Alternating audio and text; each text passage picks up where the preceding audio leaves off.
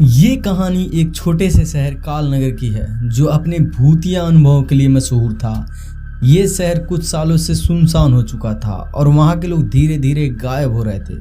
लोग कहते थे कि ये शहर किसी भूत या अभिशाप की चपेट में है, पर कोई नहीं जानता था कि यहाँ की सच्चाई क्या थी। कई साल पहले कालनगर एक खूबसूरत और खुशहाल शहर था। यहाँ के लोग मेहनती और मिलनसार थे। शहर के बीचों बीच एक बड़ा मैदान था जहाँ लोग उत्सव मनाते थे। लेकिन एक दिन शहर में एक अजीब घटना घटी। एक रहस्यमयी औरत जिसका नाम काली दादी था शहर में आई। उसके आते ही शहर में एक अजीब सा परिवर्तन महसूस होने लगा।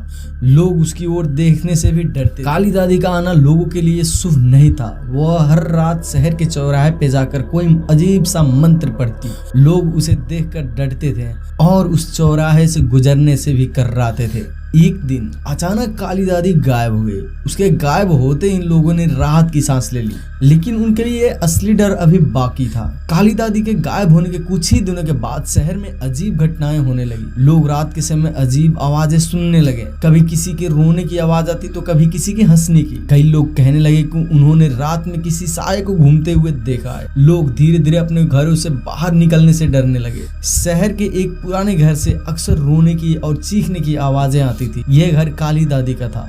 लोग कहते थे कि इस घर में भूत का वास। वहां जाने वाले कोई भी व्यक्ति कभी वापस नहीं आया। धीरे धीरे शहर के लोग उस घर से दूर रहने लगे। शहर में 4 दोस्त थे, रोहित, सुमित, प्रिया और रीना। उन्हें इन सभी भूतिया कहानियों पर विश्वास नहीं था। वे सोचते थे कि ये सब सिर्फ एक अफवाह है। उन्होंने तय किया कि वे उस घर में जाकर सच्चाई पता लगाएंगे।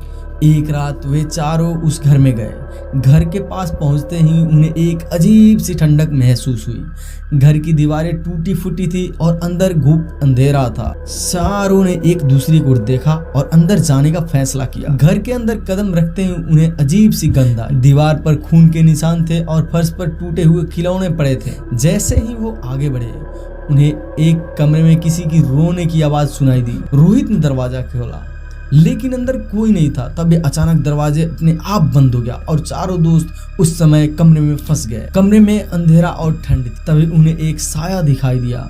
वो साया धीरे धीरे उनके करीब आ रहा था। प्रिया ने डर के मारे जोर से चिल्लाया। साया ने कहा, तुम लोग यहाँ क्यों आए हो?